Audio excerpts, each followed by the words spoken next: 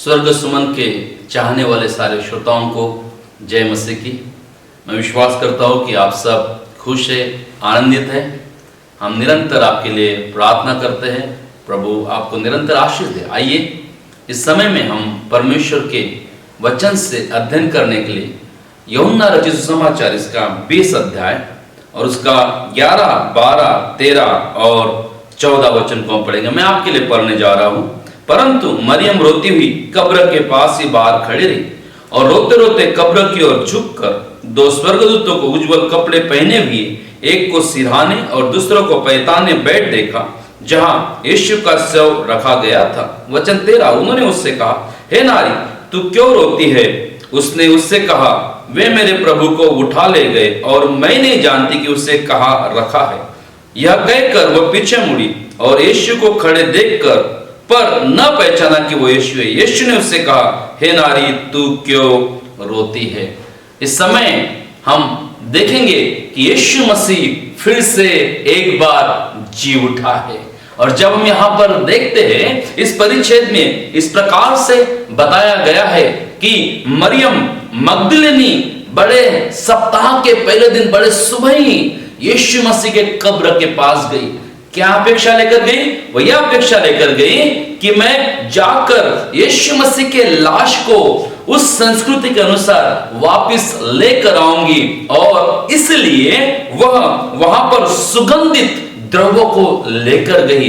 वह नहीं जानती थी कि यीशु मसीह ने वचन के अनुसार जो भविष्यवाणी की गई थी, उस भविष्यवाणी को पूर्ण किया कि वो यीशु मसीह मुर्दों से दोबारा जीवित हुआ है। यहाँ पर हम देखते हैं पहला चमत्कार, जब यीशु मसीह मृत्यु से जीवित हुआ तो उसने क्या किया। जब हम यहाँ पर 15 वचन को पढ़ते हैं, ऐसा लिखा है, यीशु ने उससे कहा, हे नारी, तू क्यों रोती है? प्रभु के लोगों, यीशु मसीह जीवित होते ही मरियम से कहता है, हे नारी, तू क्यों रोती है?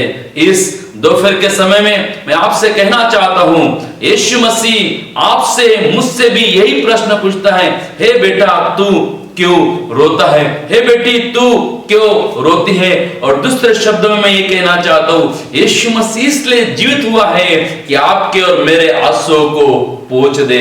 मुझे नहीं मालूम किस कारण आपकी आंखों में आंसू आ रहे हैं। माता पिताओं, आप सोच रहे होंगे मेरे बच्चे के भविष्य का क्या होगा, इस चिंता को लेकर आपके आंखों में आंसू होंगे।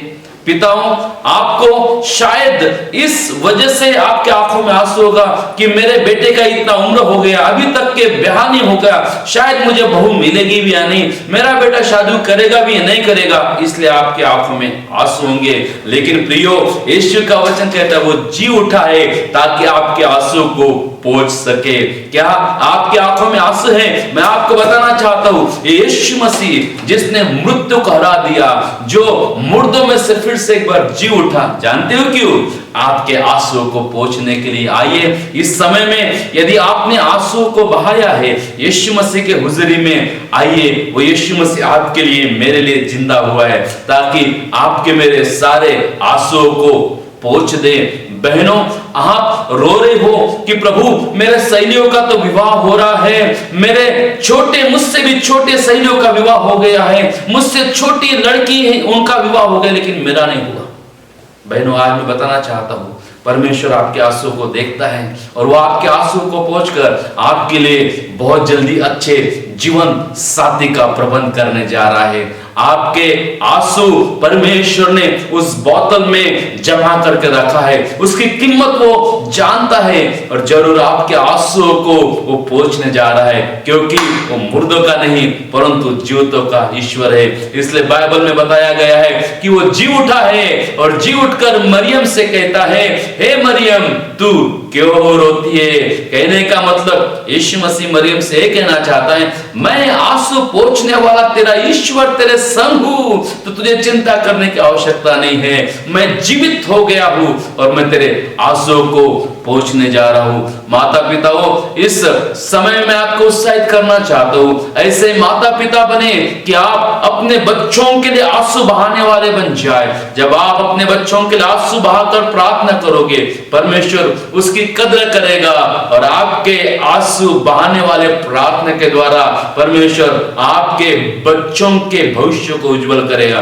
बाइबल में एक कहानी बताई गई है, जब हाजिरा अब्राहम के घर से निकाल दिया गया और जब वो जंगल में जा रही थी, बाइबल कहती है कि उनका पानी खत्म हो गया और उस समय हाजिरा बहुत डर गई, यह सोचकर डर गई कि मेरे बेटे का कैसा हो गया, बिना पानी के मेरा बेटा मर जाएगा, और जोर से चिल्ला उठी। और बाइबल ऐसी कहती है, परमेश्वर ने उस बेटे के प्रार्थना को सुन लिया, उसके मां के आंसुओं को देख लिया और उसके आंसुओं को पोंछकर बाइबल बताती कि वहीं पर एक झरने को उस परमेश्वर ने तैयार कर दिया, क्योंकि एक मां के आंसू वहां पर बह रहे थे। माताओं, क्या आपके आंसू आपके बच्चों के लिए बह रहे हैं, आपके परिवार के लिए बह रहे हैं? मैं बताना चाहता हूं, मेरा यीशु मसीह जिंदा हो गया है। आपका यीशु मसीह जिसने मृत्यु को हरा दिया है, मृत्यु से जी उठा है, ताकि आपके मेरे आंसुओं को पोंछकर आपके मेरे घर का, आपके मेरे जीवन का कल्याण कर सके। दीदी लोग, आप अपने भैया के लिए आंसू बहा रहे हो, चिंता मत करो, आपका यीशु मसीह मुर्दों में से जी उठा है, ताकि आपके आंसुओं को पोंछकर आपके भाई को अच्छे मुकाम पर पहुंचाने के लिए। बाइबल हन्ना नाम के एक स्त्री के बारे में बताती है, जो बांझ थी, बांझ होने की वजह से उसकी जो सौतन उसको निरंतर चिढ़ाती थी, उसके साथ में दुर्व्यवहार करती थी, लेकिन ये हन्ना परमेश्वर की उपस्थिति में जाकर रोती है, आंसू बहाती है, आंसू बहा बहाकर प्रार्थना करती है। और बाइबल में इस प्रकार से बताया गया है कि परमेश्वर ने उसके आंसू को देखा। एली नामक याजक कहता है, हे हन्ना मत रो, तेरे आंसू को परमेश्वर ने देख लिया है। मैं कहना चाहता हूं, यदि आपके आंसू भी बह रहे हैं, मैं बताना चाहता हूं, आपके आंसू को उस परमेश्वर ने देखा है। जानते हो क्यों? क्योंकि वो यीशु मसीह मुर्दों से जी उठा है। वो मुर्दों का नहीं, वो जीवितों का ईश्वर है। वो इसलिए जी उठा है ताकि आपके मेरे सारे आंसू को पोंछ दे। आइए इस समय आपके मेरे आंखों में यदि आंसू नहीं है तो आंसू बहाए। बाइबल में नए नियम में एक मां की कहानी बताया गया है कि जब उसका बेटा मर गया था, वो यीशु मसीह के पास में जाकर दुआ मांगती है। यीशु मसीह कहता है कि नहीं, मैं विश्वासियों की रोटी कुत्तों के सामने नहीं डालूंगा। फिर भी वो मां कहती है, यीशु तू मुझे जो भी कहे, मैं मेरे बेटे के जीवन दान को चाहती हूं। और वो रोते रही, गिड़गिड़ाती रही, और आखिरी में यीशु ने उसकी प्रार्थना को सुनकर कहा, मैंने ऐसा विश्वास देखा नहीं। और उसके आंसू भरे विश्वास की वजह से फिर से एक बार प्रभु यीशु ने उसके बेटे को जीवित कर दिया। आपको लगता है आपके बेटे बेटियां आत्मिक तरीके से मर गए हैं, आपको लगता है उनके जीवन में बिल्कुल भी आपके लिए कद्र नहीं है, माता हो पिता हो, आपके आंसू को यीशु मसीह देख रहा है। वो इसलिए जी उठा है कि आपके आंसू को पोंछकर फिर से एक बार आपके बच्चों का कल्याण कर दे, फिर से एक बार आपके घर में वो खुशहाली, वो आबादी को लेकर आए। मेरा यीशु मसीह, आपका यीशु मसीह मुर्दों से जी उठा है। और जिस प्रकार उसने मरियम को आवाज देकर कहा, हे मरियम तू क्यों रो रहा है, वो यीशु मसीह आपसे मुझसे कह रहा है, बेटा रोना बंद कर दे, बेटी रोना बंद कर दे, क्योंकि मैं मुर्दों से इसलिए जी उठा हूं कि तेरे आंखों के आंसू को पोंछकर एक नया चमत्कार राष्ट्र क्रम में तेरे घर में, तेरे जीवन में करूंगा। प्रभु करे इस वचन से आपको आशीष दे। हम 2 मिनट की प्रार्थना करेंगे। अति प्रेमी दयालु ईश्वर यीशु मसीह, आपने मृत्यु को हरा दिया है। हाँ प्रभु, ताकि हमारे आंसू को पोंछे। आज जितने लोग तुझको देख रहे हैं उनके आंसू को पोंछ ले, हर एक माँ के पिता के आंसू को पोंछ ले प्रभु, और उनका, उनके बच्चों का, परिवार का कल्याण कर। धन्यवाद आपके जीवित वचन के लिए, यीशु के नाम से इस प्रार्थना को मांगते हैं, आमीन। अब परमेश्वर पिता का प्रेम, प्रभु यीशु का अनुग्रह, पवित्र आत्मा की संगति हमें से हर एक के साथ यीशु के दूसरे आगमन तक होती रहे, आमीन। प्रभु आप सबको आशीष दे, सबको जय मसीह की।